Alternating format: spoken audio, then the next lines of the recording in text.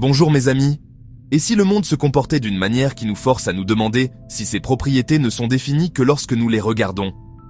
Cela ressemble à de la philosophie, mais c'est une question qui découle de l'une des expériences les plus étranges de l'histoire. Nous sommes sur le point de suivre une seule particule de lumière dans un voyage qui brise les règles du bon sens. Nous verrons comment elle peut se comporter comme si elle était dans plusieurs endroits à la fois. Comment elle semble savoir quand elle est observée. Et le plus bizarre, comment un choix que nous faisons maintenant peut affecter l'histoire que nous sommes capables de raconter sur son passé. Ce n'est pas une supposition.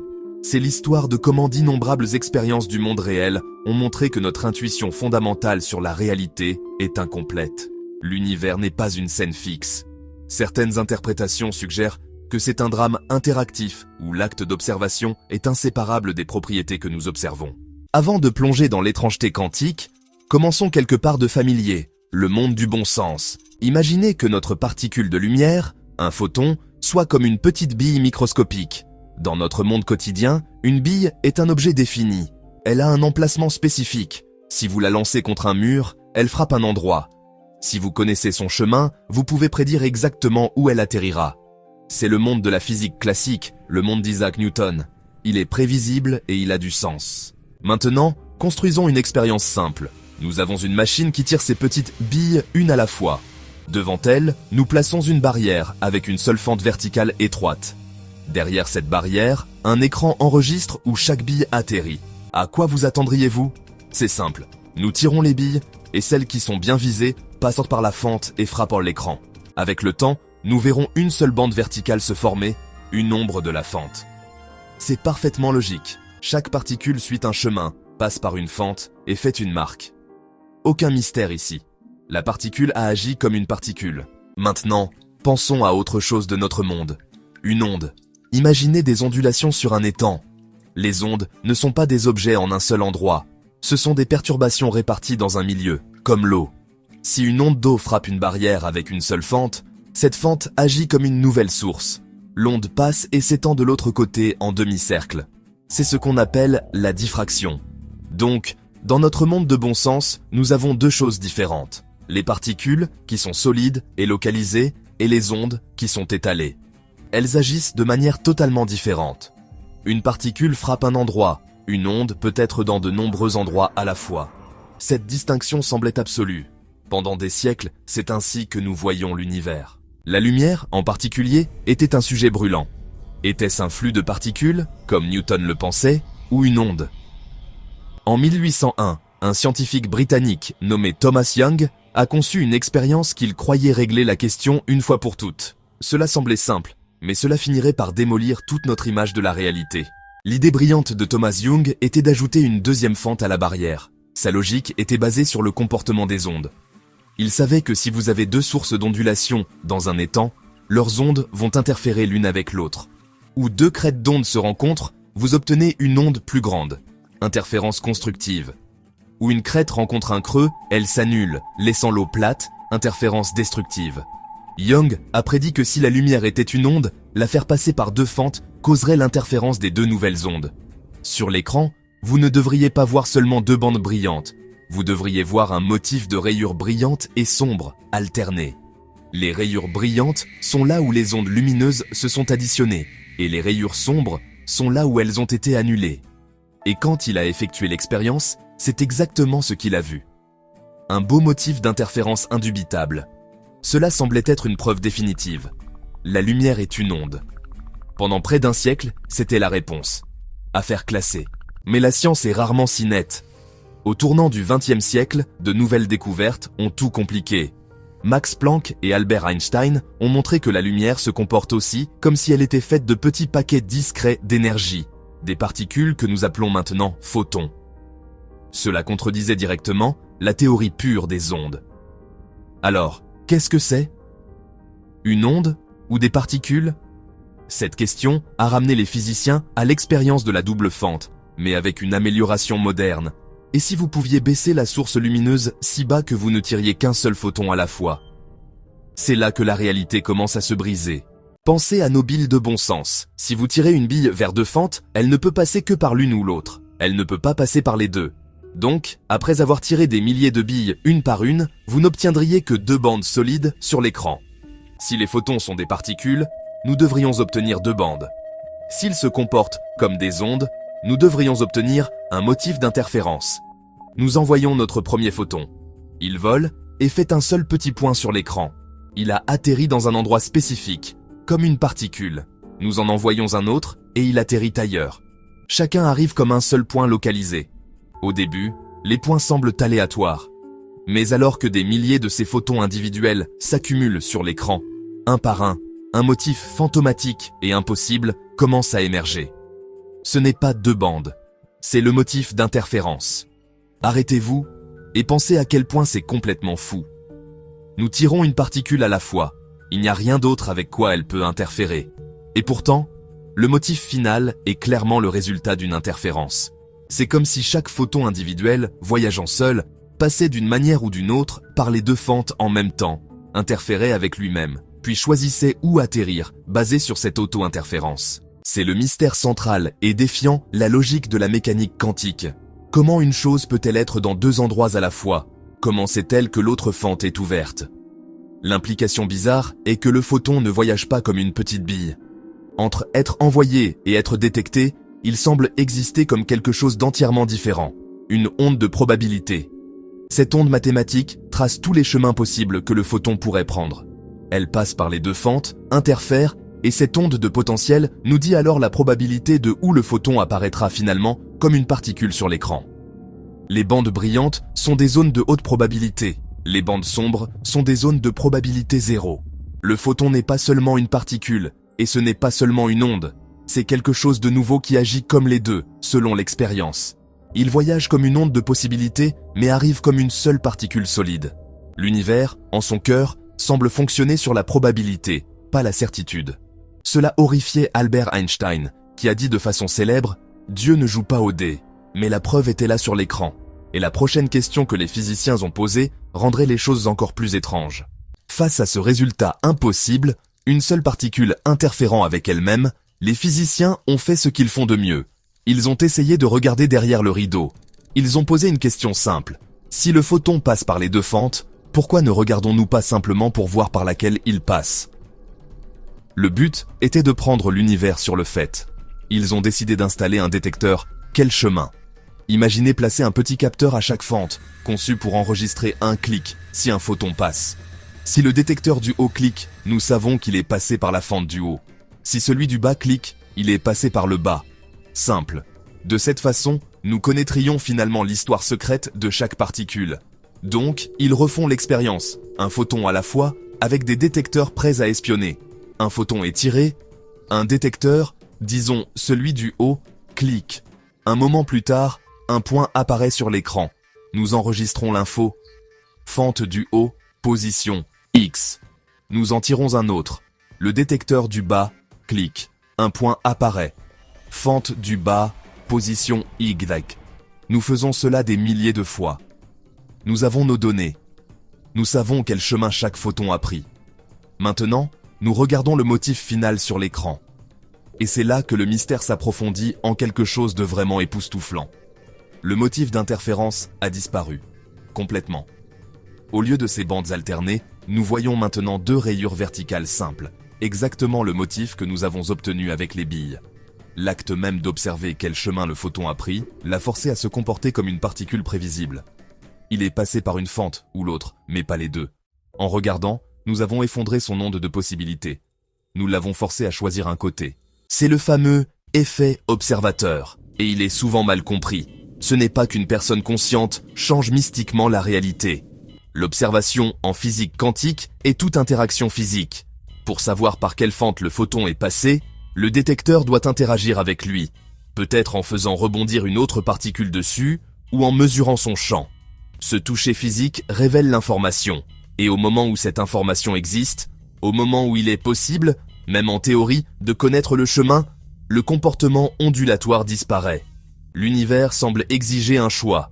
Vous pouvez connaître le chemin qu'une particule a pris, ou vous pouvez voir l'interférence qu'elle crée, mais vous ne pouvez pas connaître les 2 en même temps. Cette idée, appelée complémentarité, a été défendu par le physicien Niels Bohr dans ses débats légendaires avec Albert Einstein. Einstein s'accrochait à l'idée d'un monde objectif, réel. Il croyait que le photon était vraiment passé par une fente et que la mécanique quantique était juste une théorie incomplète. Bohr a soutenu qu'Einstein passait à côté du point. Pour Bohr, il n'y avait pas de chemin préexistant. Les propriétés d'un système quantique ne sont pas définies jusqu'à ce que vous les mesuriez. Demander « Par quelle fente le photon est-il passé quand je ne regardais pas ?» était, pour Bohr, une question sans sens. Dans sa vision, il n'est pas passé par l'une ou l'autre. Il existait dans une superposition de passer par les deux. Pour cette interprétation, notre mesure ne découvre pas seulement une propriété, elle aide à la définir. Cela a mené le physicien John Archibald Wheeler à proposer une expérience de pensée si folle, si contraire à notre sens du temps, qu'elle a poussé ce mystère à sa limite absolue. Il a demandé « Et si nous attendions de décider si nous allons regarder jusqu'à ce que le photon ait déjà passé les fentes ?» C'est là que notre histoire atteint son apogée. C'est l'expérience 3D du titre, ajoutant la dimension du temps et du choix aux deux fentes déroutantes. L'expérience à choix retardé de John Wheeler, d'abord conçue en 1978 et plus tard confirmée par de vraies expériences, était conçue pour coincer la réalité elle-même. La configuration est un tour astucieux sur la double fente. Nous tirons des photons simples vers les deux fentes, mais nous plaçons notre système de détection loin. Et voici le truc. Nous ne déciderons quel type de détection utiliser qu'à la toute dernière nanoseconde, longtemps après que le photon devrait avoir déjà passé par les fentes. Voici la chronologie. Au temps 0, un photon est tiré. Au temps 1, il passe la barrière avec les fentes. Il est maintenant en vol. Au temps 2, juste avant qu'il soit détecté, nous faisons notre choix retardé, choix A. Nous utilisons un écran détecteur simple. Cette configuration est conçue pour voir un motif d'interférence parce qu'elle ne peut pas nous dire quel chemin le photon a pris. C'est une mesure onde. Choix B. Au dernier moment possible, nous insérons un système différent, comme deux télescopes visant vers les fentes. Cette configuration peut nous dire avec certitude de quelle fente le photon vient. C'est une mesure particule. Pensez à ce que cela signifie. Le photon passe les fentes au temps 1. À ce moment, le bon sens dit que son histoire devrait être gravée dans le marbre. Il est soit passé par une fente comme une particule, ou les deux comme une onde. Notre choix, fait plus tard au temps 2, ne devrait pas pouvoir remonter et changer le passé. Cela violerait la causalité. La règle qu'une cause doit précéder son effet. Mais quand les expériences ont été menées, la réalité s'est avérée plus étrange que nous n'aurions jamais pu l'imaginer. Quand ils ont fait le choix A, chercher l'interférence, ils ont trouvé un motif d'interférence. Cela implique que pour décrire le voyage du photon, nous devons le décrire comme une onde qui est passée par les deux fentes. Quand ils ont fait le choix B, découvrir quel chemin, ils ont trouvé que 50% du temps le photon a pris le chemin du haut et 50% du temps celui du bas, sans interférence du tout. Cela implique que nous devons décrire l'histoire du photon comme une particule qui n'est passée que par une fente. Laissez cela s'imprégner. Un choix fait dans le présent détermine le type de passé dont nous pouvons parler de manière significative. L'histoire du photon n'est pas une seule histoire réglée jusqu'à ce que la mesure soit faite. Comme Wheeler l'a dit, aucun phénomène n'est un phénomène réel jusqu'à ce que ce soit un phénomène observé. Le passé descriptible du photon lui-même semble être juste un autre champ de possibilités. Une version plus complexe, l'expérience gomme quantique, va encore plus loin. Dans ces configurations, les scientifiques peuvent enregistrer l'information quel chemin, mais ont ensuite l'option de l'effacer. Les résultats sont époustouflants. Quand l'information de chemin est gardée, il n'y a pas d'interférence. Elle agit comme une particule. Mais si le choix est fait d'effacer cette information, le motif d'interférence réapparaît quand les scientifiques traitent les données plus tard. Notre connaissance d'un événement semble déterminer la nature de cet événement, même après qu'il soit fini. Nous avons suivi un seul photon dans un voyage impossible. Nous l'avons vu se comporter comme s'il était dans deux endroits à la fois, changer son comportement quand mesuré, et avoir son passé descriptible lié à un choix dans le présent. Que signifie tout cela pour la nature de la réalité ? La réponse de la physique ressemble plus au mysticisme, mais c'est ce que les données nous demandent de considérer. Le monde n'est pas localement réel. C'est le cœur de la question. Réalisme est l'idée que les objets ont des propriétés définies même quand personne ne les observe. Localité est l'idée que les choses ne peuvent être affectées que par leur environnement immédiat. Einstein était un grand croyant du réalisme local. L'expérience de la double fente défie le réalisme. Mais le dernier clou dans le cercueil du réalisme local est venu d'un ensemble différent d'expériences connexes. En 2022, le prix Nobel de physique a été décerné à Alain Aspect, John Clauser et Anton Zeilinger pour leur travail révolutionnaire avec les particules intriquées. Ces expériences, testant ce qu'on appelle le théorème de Bell, ont prouvé que l'univers a ce qu'Einstein a appelé de façon célèbre « action fantomatique à distance ». Leur travail a établi que la réalité n'est pas une collection d'objets séparés avec des propriétés locales préexistantes. C'est un système profondément interconnecté. Alors, qu'est-ce que la réalité ? Les physiciens débattent de cela depuis un siècle, et il y a quelques interprétations principales. Aucune d'elles n'est simple. 1. L'interprétation de Copenhague. C'est la vue classique de Niels Bohr. Elle dit essentiellement que le monde quantique est un nuage de possibilités jusqu'à ce que nous le mesurions, ce qui force une de ces possibilités à devenir réelle. Avant de mesurer, demander la vraie position d'une particule n'a pas de sens parce qu'elle n'en a pas. C'est une vue pratique, mais elle est vague sur ce qu'est vraiment la mesure. 2. L'interprétation des mondes multiples, proposée par Hugh Everett III. Cette idée prend les mathématiques littéralement et dit que l'onde de possibilités ne s'effondre jamais. Au lieu de cela, l'univers se divise. Quand un photon frappe les fentes, l'univers se divise. Dans un univers, il passe par le haut. Dans un autre, une copie parfaite de vous le voit passer par le bas. Chaque événement quantique crée de nouvelles branches de réalité. Nous n'expérimentons qu'un chemin, nous donnant l'illusion d'un seul résultat. 3. Théorie de l'onde pilote. Cette théorie essaie de restaurer un peu d'ordre en suggérant que les particules sont toujours de vraies particules avec des positions définies. Cependant, elles sont guidées par une onde pilote qui est aussi réelle. Dans l'expérience de la double fente, la particule passe par une fente, mais son onde pilote passe par les deux. L'onde interfère avec elle-même et guide la particule au bon endroit sur l'écran. Mesurer le chemin perturbe l'onde pilote. C'est pourquoi l'interférence disparaît. Le débat est loin d'être fini. Mais remarquez ce qu'elles ont toutes en commun. Vous devez abandonner un morceau de bon sens. Que vous abandonniez l'idée que les choses ont des propriétés définies avant que vous regardiez Copenhague, qu'il n'y a qu'un seul de vous, ou que les actions ne peuvent pas être fantomatiques et distantes, vous ne pouvez pas tout avoir. Descendre dans ce terrier de lapin est à la fois passionnant et profondément étrange. Cela vous force à questionner la nature même de l'existence. Si cela vous a époustouflé, ne serait-ce qu'un peu, y pèse cette vidéo. Appuyez sur j'aime, partagez-la, et faites savoir à l'algorithme que vous voulez plus de science qui plie la réalité. Abonnez-vous pour continuer à explorer les plus grandes questions en physique, parce que l'univers est bien plus étrange que nous ne pouvons l'imaginer, et le comprendre est la plus grande aventure que nous ayons. Et si vous voulez aller plus loin que tout le monde, considérez devenir membre de la chaîne pour obtenir des vidéos exclusives aux membres, un accès anticipé aux épisodes à venir, des posts exclusifs, des sondages et des mises à jour qui aident à façonner ce que nous explorons ensuite. Faites-nous savoir dans les commentaires quelle idée vous fascine ou vous dérange le plus. Nous avons commencé avec une particule de lumière et une question simple. Qu'est-ce que la réalité ? La réponse d'un siècle d'expérience quantique est aussi étrange qu'elle est profonde. La preuve nous force à considérer que le monde n'est pas fait de petites boules de billard, suivant des règles prévisibles. C'est une toile scintillante et probabiliste de potentiel. L'univers ne se comporte pas comme s'il avait une seule histoire fixe qui est indépendante de la façon dont il est mesuré. Au lieu de cela, il semble être un océan de possibilités, où un résultat défini est enregistré avec chaque interaction, chaque mesure que nous faisons. L'expérience du choix retardé est l'exemple le plus choquant de cela.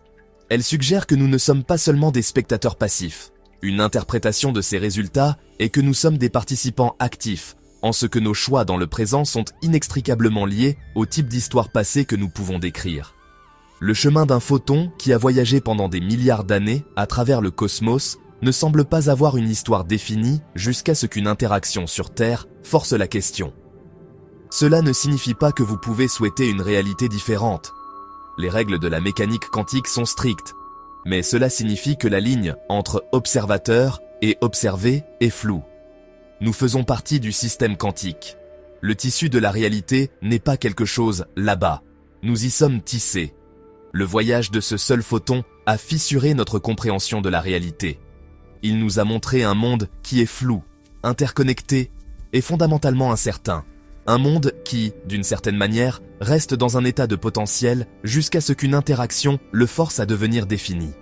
Le monde solide et prévisible de notre vie quotidienne pourrait juste être une illusion, émergeant d'innombrables événements quantiques. La vérité, autant que la science peut le dire, est que nous vivons dans un univers qui n'a aucun sens pour nos esprits classiques. Et peut-être, c'est la chose la plus sensée à ce sujet. Cela nous laisse avec un sentiment d'émerveillement et la pensée humiliante qu'avec chaque interaction, nous jouons un rôle dans le déploiement continu du cosmos.